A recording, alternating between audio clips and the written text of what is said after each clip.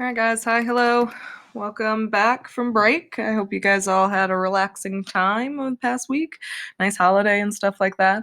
What we're going to be embarking on today and over the course of the next handful of weeks is going to be preparing for the AP exam, the big guy, the end all be all of AP in regards to this process.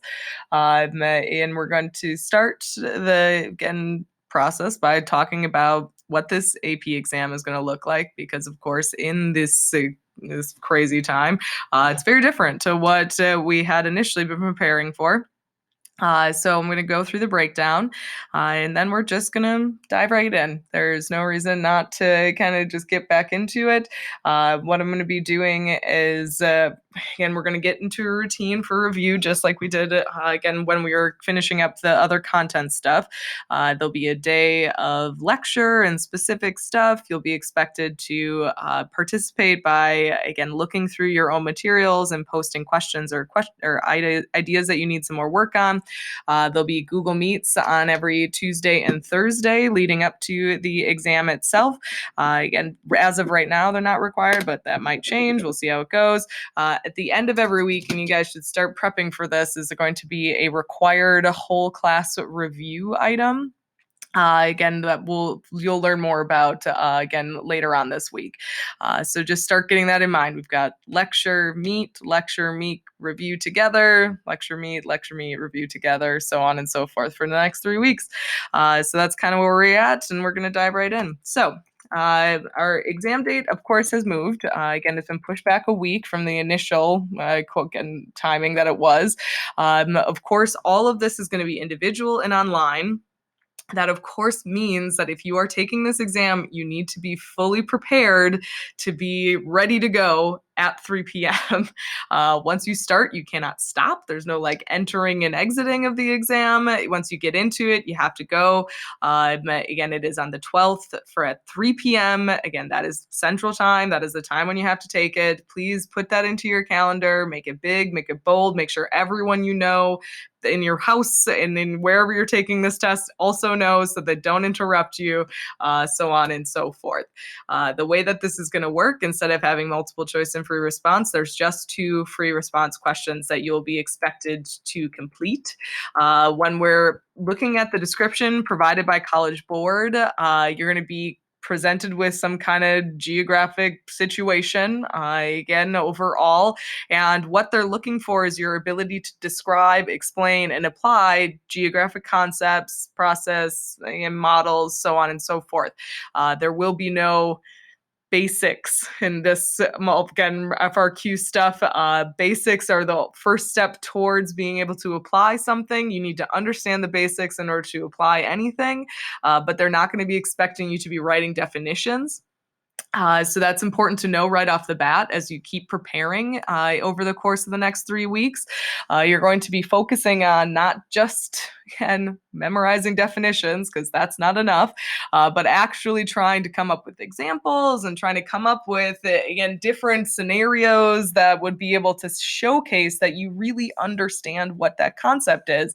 And if you're having trouble with that, you need to figure that out now, so that, again, I can help you and that you can come up with different approaches to be able to get you that way overall.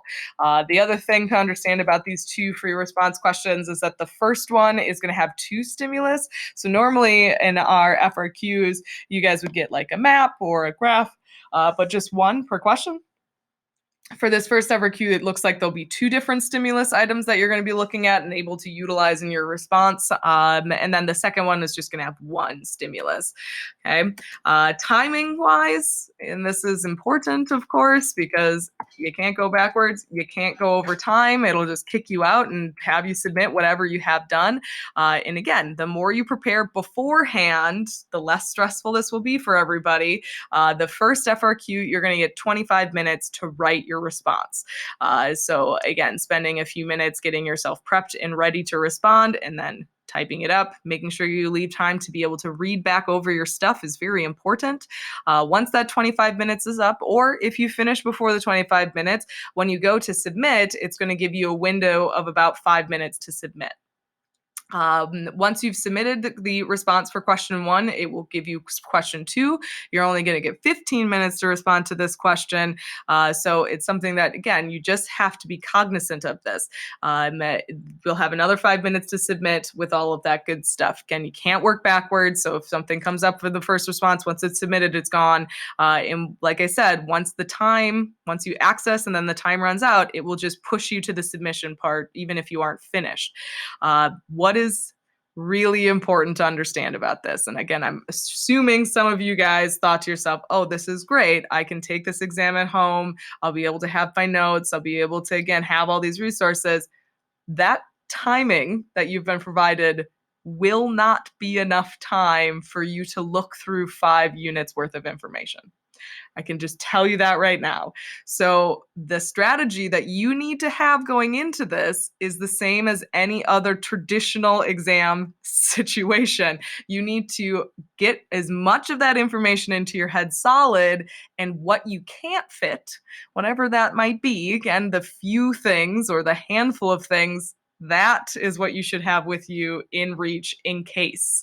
Again, the notes should not be something you rely on. Your brain is what you need to rely on in order to complete this exam and to be able to submit it in the time and to be able to earn the credit that I know you guys all can. So the big thing here is to not get hung up on the idea, well, I'll be at home, I'll be able to look things. You won't. It'll be on a locked browser, number one, so you can't look things up online. And of course, your notes are only useful if you know exactly where everything is, and it's impossible to know exactly where everything is in 5 units worth of info. So you need to plan accordingly, okay? The other half of taking tests is about being prepared. And with this kind of special situation, you need to be extra prepared. When it comes to scoring, the first question is going to be worth slightly more than the second one. Of course, the first one is going to have more information to it. Again, you have more time to be able to make a really nice, solid one overall. So it'll be about 55% of the score. And then the second is going to be 45% of the score. Okay. With that said and done, we're going to get into it. So we're going to go back, way back in the way back time machine. And we're going to talk about Unit 1. I'm going to go through the basics with you guys kind of quickly because for the most part, Unit 1 is solid. I don't worry about you guys with Unit 1 too much just because, well, again, it's kind of straightforward as far as that stuff goes. I would definitely encourage you, if you are going to be taking notes, you could go follow along in the notes that you already have on Unit 1 and see kind of what is there and what needs to be highlighted or added or adjusted. You could take new notes if you wanted. That's your call, I guess. Kind of depends on how much you want to be able to have to sort through in the end when you get to that final step of preparing for your exam. But I'm going to go through it. So we're going to start with the, like I said, way back machine. We're going to talk about Theos Nutness. Yeah, that's a name I can't say, and I'll never try that again. But he's the father of geography. He's a Greek scholar. He's the guy who started this whole process of creating human geography, if we really want to get into that process. The first to compute the circumference of the Earth. He invented pi, which is pretty impressive.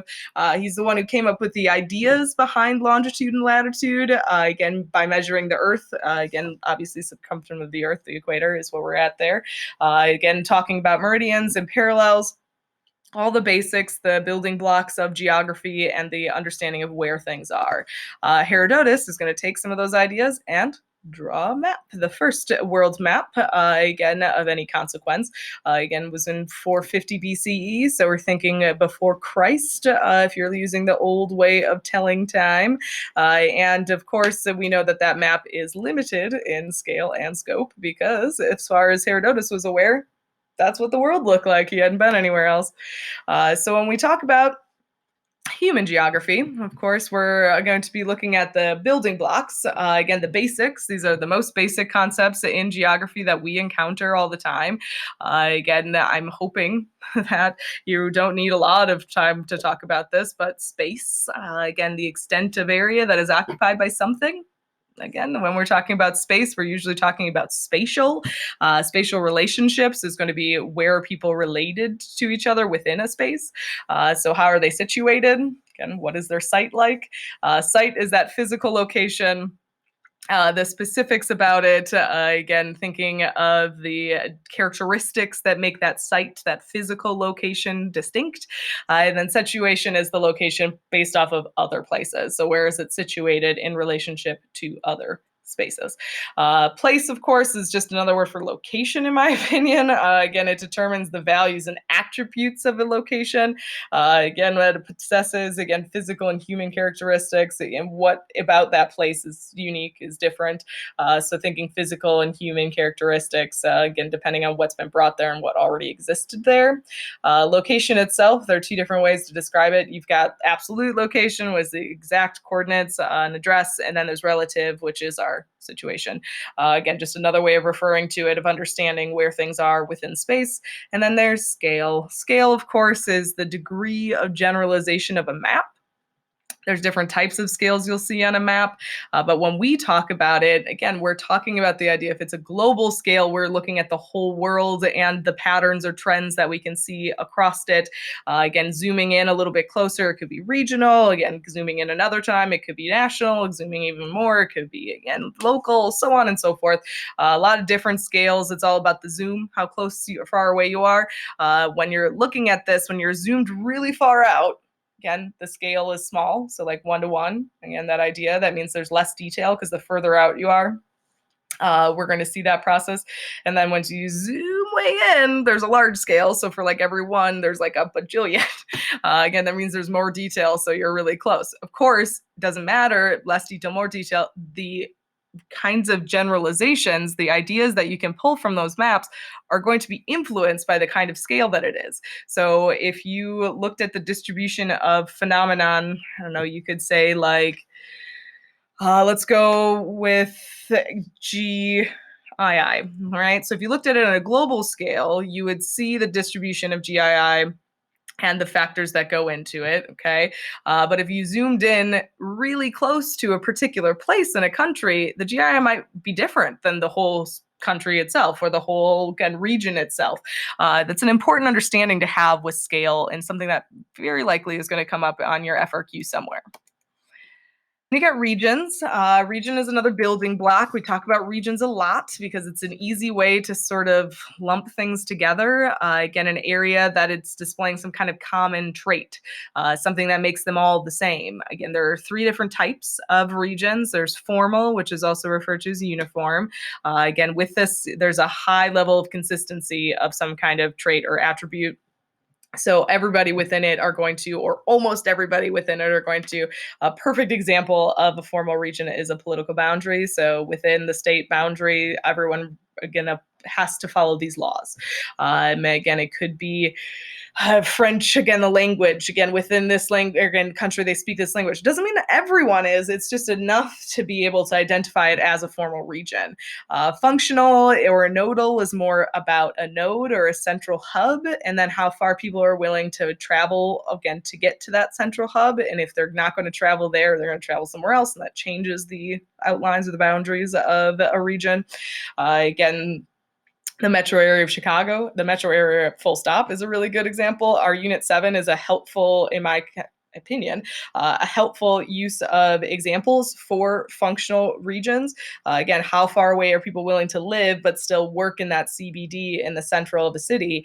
Again, it kind of depends overall, and it changes the, again, functional region of that space. And then there's perceptual or vernacular. This is defined by feelings and prejudice that may or may not be true. It's the mental map. Again, it's based off of kind of your perception of that area, the perception of the traits that are going to be shared. Again, it could be very accurate or it could not be at all. Again, the idea of like the Bible Belt. Again, for some people who understand the distribution of Christianity, in our country, the United States, there's a handful of states and regions and area, or not regions, in areas that are going to be heavily, heavily influenced by their Christian faith. And that would be all lumped together in someone's mind, but it might not match what someone else thinks, so on and so forth. So that's one of the ideas here. Okay. The thing about regions is that can be more than one at the same time. It all comes down to where the region is coming from. So a perceptual kind of vernacular may match a formal region purposely or perfectly, but if you're looking at a map or if you're looking at your own mental map, Again, that's the difference there. Functional and formal could line up. Again, it's determined by the characteristic, right, that defines it. So just keeping that in mind that, again, a region can be more than one type. It depends on what perspective you're looking at, though. When we talk about, again, maps, of course, are the cornerstone of our geographic understanding. Again, it's what we use for pretty much everything to figure out trends and distribution and all the things that make up and support our ideas in geography. When we look at maps, you always have to keep in mind that there are issues with maps because they are not accurate. Taking 3D to 2D, it creates, again, the distortions that are out there and the projections that we have and we utilize as the maps. Overall, again, they have issues with conformity, which is location, distance, direction, scale, area, size. The three most common maps that you'll see specifically for us is the Robinson, and then the Mercator, and then the Good-Holenstein projection. Again, when we're looking at this, the Mercator, the shape is distorted, direction is pretty good. The map is a rectangle, which is nice, and it's easy and organized, things like that. The relative size is very distorted. Again, it makes the South Pole look really large, but in actuality, it's very small. It's stretched out because it's at the bottom of the map overall. Then the Good-Holenstein, which is also the equal area, is, again, taking the east and west hemispheres and kind of interrupting them, creating those little, again, divots there. The meridians don't converge, which is an issue, but it does take away some of the other problems that are out there with, again, looking at the shape of our countries, our land masses, so on and so forth. And then the last one is Robinson. Again, this one is nice because, again, there's no interruptions. The land areas, though, are, again, kind of out of whack, which is fine. It's okay in the long run, again, for our understanding and our purposes as geographers. Types of maps, we've talked about lots of them. The ones that we see most commonly are probably the choropleth map because it's best for distribution. Remembering that there are really two types of maps, and then there are specific types within one of those categories. The general purpose of the reference map is just to how do you get around. Again, it shows you how to point from point A to point B, a reference to help you navigate, and then thematic maps are the ones that are trying to showcase other types of information, again, over the top of general geographic info. So again, it takes a phenomenon and it's going to display it in various different formats. You've got graduated circle, you've got the dot map, you've got, of course, our choropleth, which we see so often. Again, there are other types of maps. You guys have a big packet full of all kinds of them, right? Other tools besides just straightforward maps that are good to be able to reference, and then of course distribution and diffusion are two major items that we talk about pretty much all the time, it feels like. Remote sensing. Remember, with remote sensing, this is a technology that was created, to be able to create more detailed geographic renderings as something more than just a cartographer going out there and trying their best to create a map from what they know. So remote sensing uses satellites and then the light reflecting off of the Earth's surface to create maps and update maps continuously all the time. Again, the remote sense maps are going to be helpful with GPS, which is our global positioning system. Determines the position on Earth that you are through satellites, tracking stations, receivers. Remembering the most common receiver is going to be your cell phone. Again, pinging off of those different spaces to be able to get this stuff sort of figured out. Overall, and then GIS. GIS is the Geographic Information Systems. It's what creates our thematic maps. That's what you should think about here. So you have the regular reference map created through remote sensing, and then GIS is going to take all of that other phenomenon, population, wealth, again, it could be even something as random as like, I don't know, people who shop at a certain store, and they're going to layer it on top of that map so that you can start to understand why things distribute the way they do. Are there any connections to be made with population and brand loyalty, or with population? And again, population always is the one I think of, obviously. Then, of course, we've got our two big guys, which are looking at diffusion and distribution.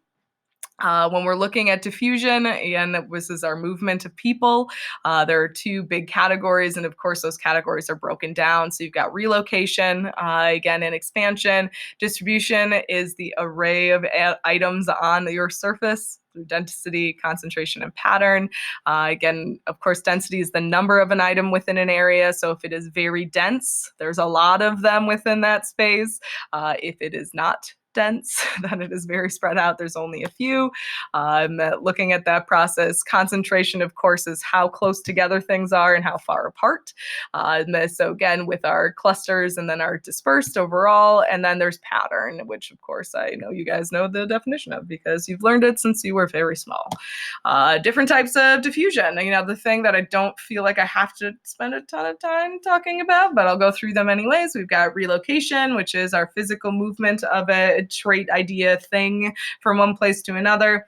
There's hierarchy. Can't say it still, and I'm not going to butcher it onto tape for you. Our hierarchy expansion, which is the spread of ideas from the top down or from the bottom to the top. Again, it all kind of depends. Remember that with hierarchy, it is a step-by-step process. It does not happen instantly. Instantly is contagious. Contagious is that idea that it starts and then all of a sudden everybody's got it. There isn't as much, again, process of step-by-step going on. The final is stimulus, and the one that is for you guys kind of the hardest, I would say, to try and describe, but it's the spread of a concept throughout a population it looks different, again, on each of them. So again, it's the same, but it's different. I know that sounds very complicated, but it is what it is. It doesn't look like it is spreading, but it is actually spreading. Okay, so that is Unit 1. It's all the building blocks. It's all the basic things that we talked about over the course of the first unit and have been talking about again and again and again and again throughout the rest of our learning here. I'm hoping that today will be kind of easy, just listening and kind of touching base with some of that stuff overall. Again, what we've got as far as work, the thing about this new era of virtual learning we're going into this next 3 weeks is a lot of it is in your hands, and that's really tough for me as a teacher in virtual world because I'd love to be able to give you more direction, and I will try as much as I can, but this does really fall onto your shoulders in a lot of ways. Again, I will be posting various different things to try and help give you some direction, but the first step and the first thing that everybody needs to do is to go through all your stuff. I know that seems kind of daunting considering how much stuff that we have gathered over the course of this, so maybe do this one unit at a time. Sometime today, you should go through all of your Unit 1 stuff. Again, page through your notes, look through the textbook. If you've invested in some kind of review materials beyond that, maybe flip through the Unit 1 stuff and kind of just figure out, again, if there are specific things that are eluding you. I've got a feeling with the Unit 1, it's going to be a bit more challenging to create shortlist items, but you should. You're going to see on Classroom an assignment, and this is something to keep you accountable over the course of, that I'd like you all to be able to try and do, which is going to be posting a Unit 1 concern to Classroom. Again, I'd like it before we meet together on Tuesday, because I will have a Google Meet, which will extend my responses to the things that are posted to Classroom. I'll open up for more questions. Again, I also have some other kind of areas of concern. They're more of the deep cut stuff that doesn't always show up, but could. So again, this is not required, as I mentioned earlier, but it's highly encouraged. I do plan to record my conversation, the meet itself, so that I can post it afterwards for those of you who can't make it. But you should start budgeting time on Tuesdays and Thursdays at 1 p.m. to get your questions asked, to make sure that things are not sliding too far away as we're in the midst of discussion. We're going to kind of work at a steady pace, and if I feel like there's areas that need a lot of attention, we might extend our review, or if I feel like we're moving, we can keep on moving fast. This is really about preparing you guys for this exam. I've already given you all of the information, but now it's your responsibility to see what has stuck in your head and what needs to continue to be reviewed. Remembering that if you spend the next 3 weeks going over and over and over and over again all of your information from Unit 1 to 5, you're going to burn yourself out. So it's about trying to strip away the things that are stuck and the things that are like, yep, I know that, I know distribution, I don't have to put that into my review cycle. And then what things should stay, like, oh, I really just cannot remember an example of functional regions, and always putting that into your review to keep it there until it is stuck. Okay. The post to classroom is worth points. That's why it's going to be posted as an assignment. Again, you are required to respond to that particular item in order to earn some credit. Again, the posting and the Google Meets, again, are going to be kind of the basis of a lot of our my points in the next couple of weeks. I'm going to come up with some kind of review item that you guys will all have to participate on Fridays, but that's going to have to wait for now until I can get that all set up. Make sure you're using your calendar. Again, the more you spread it out, the more you prepare in the next 3 weeks, the more you're going to go into that test day relaxed without having a total meltdown, which definitely is a possibility. And the other thing of note before we end out today is that even if you're not taking this exam, you still are expected to participate in the review activities and the assignments. Again, the things that are there, you can still show up to the various different, again, Google Meets if you have questions, if you're just going through. After all of this exam business is done, there is still a big semester project that you all will be expected to complete. Again, there is no formal exam because no exams are happening again for any of your classes in the semester.